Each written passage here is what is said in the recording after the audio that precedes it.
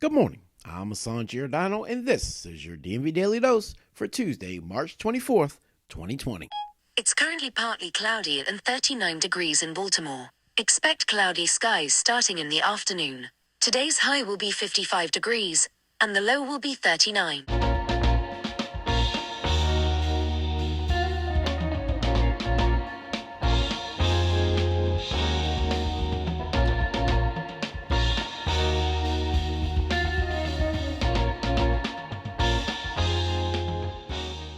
Well, the Baltimore Ravens have spent their quarantine social distancing time signing even more Ravens, which includes making sure to solidify its defense, re-signing cornerback Jimmy Smith and defensive back Anthony Levine Sr., shoring up their Pro Bowl secondary after strengthening their defensive run and line by new signings last week, earlier in free agency by signing Calais Campbell and Michael Brockers. President Donald Trump expressed frustration during a White House media briefing Monday night about how shutting down public activities nationwide amid the coronavirus pandemic threatens to disrupt the U.S. economy. Hours after the director of the Johns Hopkins Center for Health Security sounded off on Twitter that curtailing the restrictions would be detrimental. Tom Inglesby tweeted a long thread Monday night, which has been shared by thousands of people, highlighting how social distancing and other limitations have stopped the spread of COVID-19 in other countries, the Baltimore Sun is reporting. Quote, anyone advising the end of social distancing now needs to fully understand what the country will look like if we do such a thing, said the health security director in his tweet. He went on to say that COVID would spread widely, rapidly, terribly, and could kill potentially millions in the year ahead with huge social and economic impacts across the country. Now, about a week ago, the Trump administration recommended that Americans halt almost all activities. But on Sunday night, the president said that we cannot let the cure be worse than the problem itself. At the end of the 15-day period, we will make a decision as to which way we want to go. At Monday's briefing, the president doubled down on the statement and said that he may soon allow parts of the nation's economy in regions less badly hit by the virus to begin reopening, contradicting the advice of medical and public health experts across the country, if not the globe, to hunker down even more firmly. The president said, let's get to work. This country was not built to be shut down. This is not a country that was built for this. Well, there are more than 46,000 confirmed cases of COVID-19 across the country. Worldwide, there are more than 381,000 positive cases. More than 16,500 people have died across the world, including 610 right here in the United States. Inglesby reminded people in his tweets that the number of those who tested positive for the coronavirus is likely much higher.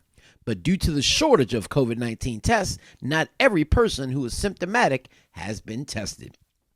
Well, there have been 288 confirmed cases of COVID-19 in Maryland, with 3 deaths thus far, which led Governor Larry Hogan to push even further yesterday by shutting down non-essential businesses after his latest calls of social distancing were being ignored in certain communities. The second-term Republican governor, who shined bright on his appearance on Meet the Press the day prior, putting Democratic New York City Mayor Bill de Blasio in his place for continuing to put politics ahead of the pandemic, took to the podium once again yesterday to inform Marylanders that they should remain at home at all costs, falling just short of following the actions of states such as New York and California and others by shutting everything down via a shelter-in-place enforcement, which many folks believe he should have done. Governor Hogan instead chose to treat people as adults and hope that they acted as such by paying attention to his latest warnings. This new executive order closes all businesses that are not essential, such as previously open businesses, such as beauty and barbershops, but leaves open the following. Courts and government offices are open for staff only, but bail reviews are still being held. Grocery stores and local corner stores are still allowed to be open, and while restaurants must close for dine-in options, they are allowed to deliver and offer carry-out options. Local stores selling materials for disaster relief, such as Home Depot, are allowed to remain open, while contractors, commercial, and residential construction workers can still continue to work, as will be the case for emergency personnel. And while many campaigns across the city of Baltimore have shut down completely ahead of now what was the April 28th, but now is the June 2nd primary election, the Sheila Dixon for Mayor campaign has led the way in taking their wildly popular campaign online, as they took the Mayoral Monday programs and began live streaming them, this important conversation of the city's woes, as the former mayor continues to lead the pack by doing just that, being a leader. Last week, she was the first to have a medical professional on her Facebook Live feed, being joined by the city's former health commissioner, Joshua Shofstein, answering dozens of questions from concerned citizens about the coronavirus. She followed that up this past Friday with a live-streamed interview with homeless advocate Christina Flowers out front of the Pinter Hughes homeless shelter that was having its funding stripped from the service providers that week, discussing with Flowers the city's response, or lack thereof, to the homeless population, both before and during the COVID-19 crisis, as citizens across the city were wondering what the city was doing in regards to this homeless and vulnerable population.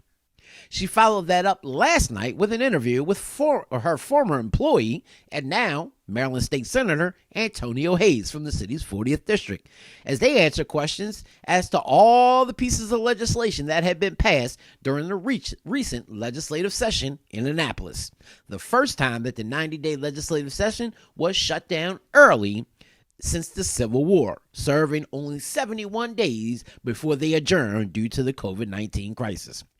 Hayes says that the legislature will report to a special session during the last week of May to address certain issues, but riddle off an impressive list of accomplishments made during this past shortened session. If you want to see these videos in full, make sure you go to their Facebook page at facebook.com/Sheila Dixon for Baltimore. Well, I'm your man, Mr. Politics, and this has been your DMV Daily Dose for Tuesday, March 21st, 2020. For more information on the articles that I've mentioned, just go on over to that website at www.DMVDailyDailyNews.